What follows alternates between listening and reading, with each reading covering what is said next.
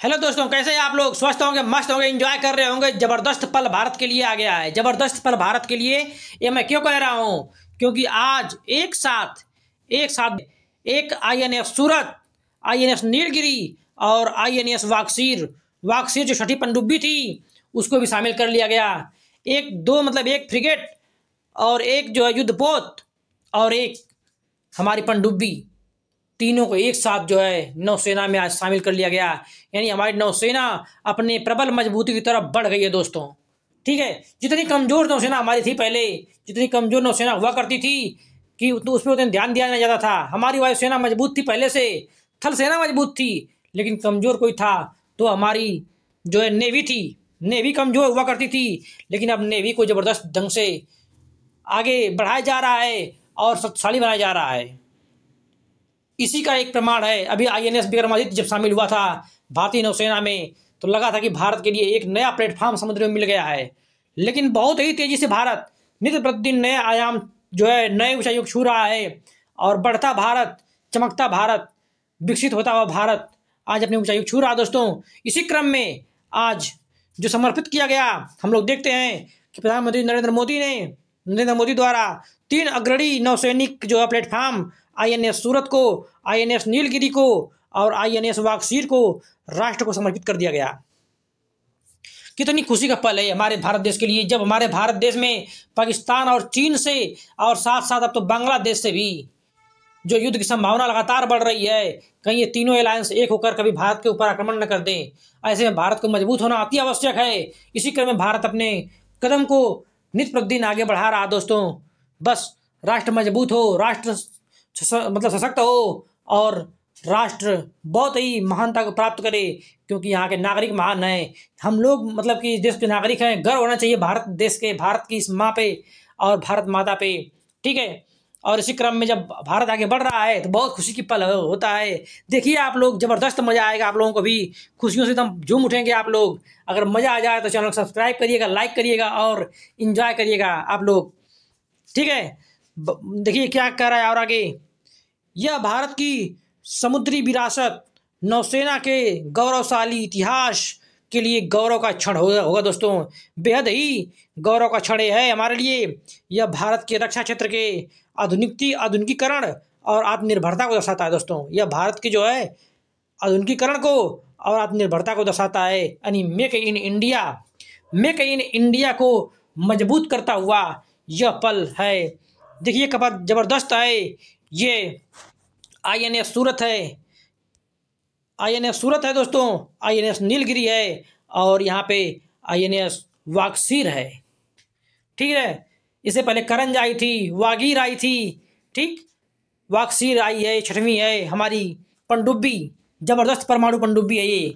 ठीक है, और इसको भी साथ शामिल कर लिया गया है। इसके अलावा जो अन्य हैं देखिए, और इसकी विशेषताएं क्या क्या हैं दोस्तों। इसकी विशेषताएं हैं, यह ऐसा मौका जो है पहली बार आया है। यह पहली बार है जब भारतीय नौसेना में एक साथ विध्वंसक डिस्ट्रॉयर, ठीक है, विध्वंसक डिस्ट्रॉयर, एक फ्रिगेट और एक पनडुब्बी सबमरीन को शामिल किया गया है। यह न केवल नौसेना की परिचालन क्षमताओं को बढ़ाएगा बल्कि देश की रक्षा उत्पादन क्षमता को भी प्रदर्शित कर देगा। ठीक है, मतलब हमारी नौसेना मजबूत हुई है और हमारी मेक इन इंडिया को मजबूती मिली है, हमारे देश को मजबूती मिली है। और यह दिखाता है कि अब भारत देश रक्षा का पूर्ण रूप से आयातक न होकर अब धीरे धीरे अपने आप में क्षमतावान बन रहा है और अब तो निर्यात भी करने लगा है। अभी आपने देखा हाल ही में फिलीपींस को ब्रह्मोस मिसाइल बेची गई है। फिलीपींस को ब्रह्मोस मिसाइल बेची गई। पिनाका रॉकेट जो थी, पिनाका रॉकेट को भी अभी बहुत सारे देशों में दिया गया है। जैसे आर्मेनिया को दिया गया पिनाका रॉकेट, जिससे अजरबैजान के साथ उसका युद्ध चल रहा था। अभी अजरबैजान की हालत खराब हो गई सुनकर। ठीक है, साथ में तुर्की बगल में पड़ता है, उसकी भी हालत खराब हो गई और पाकिस्तान तो डरता ही डरता है।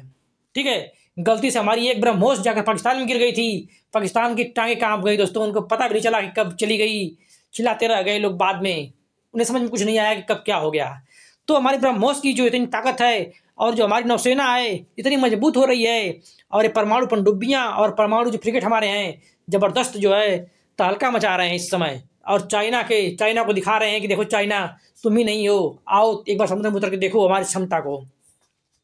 ठीक है, इसके बाद देखते हैं हम लोग कितनी मजा आता है इसमें, पोतों के नाम और उनका महत्व क्या क्या है, इसको देखते हैं हम लोग थोड़ा सा बहुत तेजी से। ठीक है, देखिए INS सूरत का क्या विशेषता है। INS जो सूरत है, INS सूरत दोस्तों, यह प्रोजेक्ट मतलब कि 15B श्रेणी, कौन सा 15B श्रेणी का, 15B श्रेणी का है जो है 15B श्रेणी। यह जो है सिविल वाले बच्चों के लिए भी और जो तैयारी करने वाले लोग हैं उनके लिए ज़बरदस्त महत्वपूर्ण बात है, क्योंकि उनको ये बात याद रखना चाहिए, एग्जाम में आने के लिए ही बहुत ही ज़बरदस्त है। ये हर परीक्षा में पूछा जाएगा और आने वाले परीक्षाओं में एक साथ चूँकि शामिल किया गया तीनों को, इसलिए पूछ सकता है कि निम्न में से किसको शामिल नहीं किया गया था।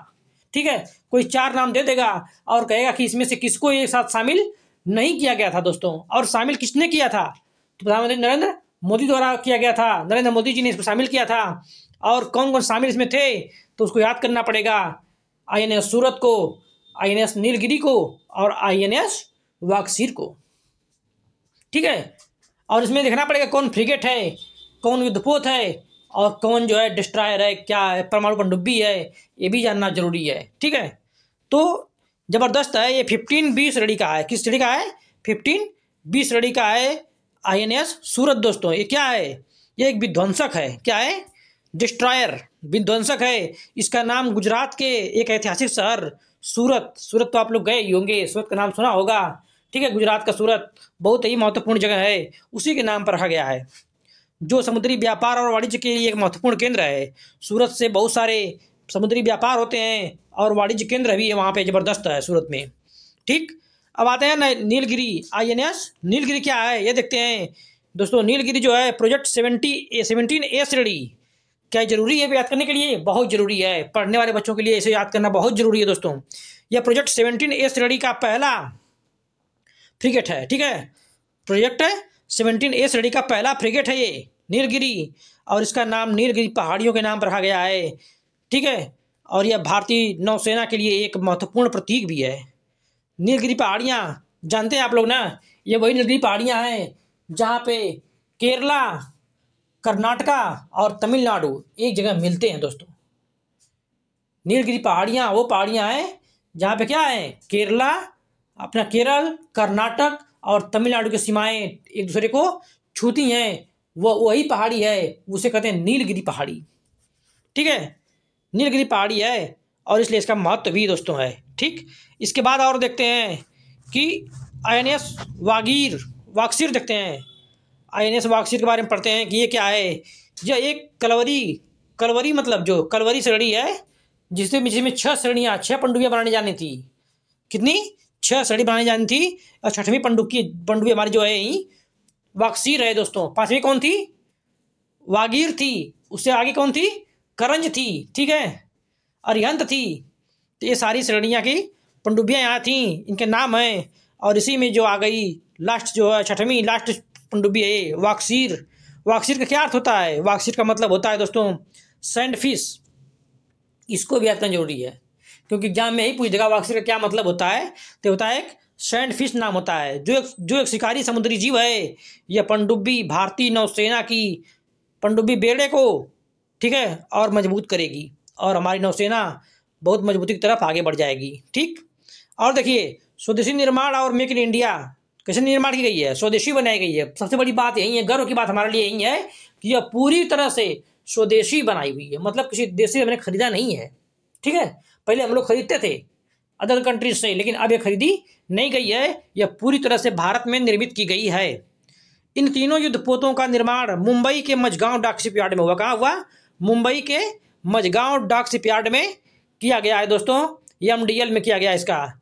यह मेक इन इंडिया पहल का उत्कृष्ट उदाहरण है, जो भारत को रक्षा उत्पादन में आत्मनिर्भर बनाने के लिए एक महत्वपूर्ण मतलब प्रयास भारत का है। और भारत अपने प्रयास में बहुत तेजी से सफलता को हासिल कर रहा है दोस्तों। अपने आने वाले भविष्य को देखकर भारत जो है लगातार जो है अपनी सफलता को हासिल कर रहा है और लगातार आगे बढ़ रहा है। यह हम लोगों के लिए बहुत ही गर्व की बात है। ठीक है, और देखते हैं इन युद्धपोतों के आने से हमारी ताकत में क्या इजाफा होगा, किस किस क्षेत्र में हम लोग आगे बढ़ जाएंगे और आत्मनिर्भरता की तरफ बढ़ेंगे दोस्तों। तो ये मेंस के लिए भी सही है, मेंस के लिए भी इस तरह से लिखा जाता है और ये मेंस के लेवल पर भी सही है। और प्री एग्जाम में यहाँ से एक प्रश्न आना अनिवार्य है, जरूर आएगा, वो हर परीक्षाओं में पूछा जाएगा कि एक साथ जो फ्रिगेट 3 शामिल किए गए थे, युद्धपोत और फ्रिगेट डिस्ट्रॉयर, उसमें से कौन शामिल नहीं किया गया था? ये प्रश्न आएगा, इसको आप लोग नोट कर लीजिएगा। ठीक है। इन नए युद्धपोतों को शामिल करने से भारतीय नौसेना में नई ताकत में वृद्धि हो जाती है और समुद्री क्षेत्र में देखिए समुद्री सुरक्षा बढ़ जाएगी इससे। ठीक, पहला काम क्या होगा? समुद्री सुरक्षा बढ़ेगी। यह पोत भारत की विशाल तटरेखा और समुद्री सीमाओं की रक्षा करेंगे। ठीक है ना। आप लोग जानते हैं कि हमारी तटरेखा लगभग कितनी है? 7,200 किलोमीटर के आसपास हमारी तटरेखा जो है वह जबरदस्त मजबूत हो जाएगी सब मिलाकर। ठीक है, इतनी हमारी तटरेखा हमारी है, इतनी किलोमीटर, और मजबूत हो जाएगी। दूसरा, परिचालन क्षमता। ये पोत विभिन्न प्रकार के समुद्री अभियानों में भाग लेंगे और सक्षम इसमें होंगे। निगरानी बढ़ा देंगे, गश्त बढ़ा देंगे और युद्ध में शामिल भी हो सकते हैं। इससे हमारी नौसेना बहुत ही शक्तिशाली हो जाएगी दोस्तों, शक्तिशाली हो जाएगी। और तीसरा, प्रौद्योगिकी क्षेत्र में यह पोत नवीनतम तकनीक से लैस हैं। उन्हें जो है और भी शक्तिशाली बनाते हैं। ठीक है, ये हमारे जो युद्धपोत हैं यह क्या है? बहुत ही शक्तिशाली बनाते हैं हमारी नौसेना को। और प्रौद्योगिकी क्षेत्र में भी नए नए तकनीक से लैस किया गया है इनको है। ये देख रहे हैं ना, जबरदस्त लैस है। इनमें क्या है? मिसाइल लगी हुई हैं और विमान यहाँ पे उतरेंगे और तमाम तरह के इसमें जो है सेंसर लगे हुए हैं, जो जहाँ भी जाएंगे दूसरे पनडुब्बियों को खोज भी निकालेंगे और उन्हें नष्ट भी कर देंगे। ठीक है, उसे नष्ट करने की क्षमता भी रखते हैं। ये युद्ध में शामिल हो सकते हैं, निगरानी कर सकते हैं और समुद्री सुरक्षा कर सकते हैं। और समुद्र की जो किनारे जो हमारा भारत देश है वह देखते हैं हम लोग 3 तरफ से जल से घिरा हुआ है। एक तरफ बंगाल खाड़ी है, ठीक है, एक तरफ पूर्व की तरफ बंगाल खाड़ी है, तो नीचे आते हैं हम लोग दक्षिण में हिंद महासागर, और हम लोग देखते हैं पश्चिम में अरब सागर। इस तीनों जो है तटों की रक्षा करने के लिए ये जबरदस्त है नौसेना हमारी, जबरदस्त वृद्धि हुई ताकत में। बस इन्हीं बातों के साथ अपनी बातों को खत्म करेंगे हम लोग। अगर बात समझ में आई हो, अच्छी लगी हो दोस्तों, चैनल को सब्सक्राइब कर दीजिएगा, लाइक कर दीजिएगा, शेयर कर दीजिएगा और मेरा हौसला अफजाई करिएगा। जय हिंद दोस्तों, जय हिंद।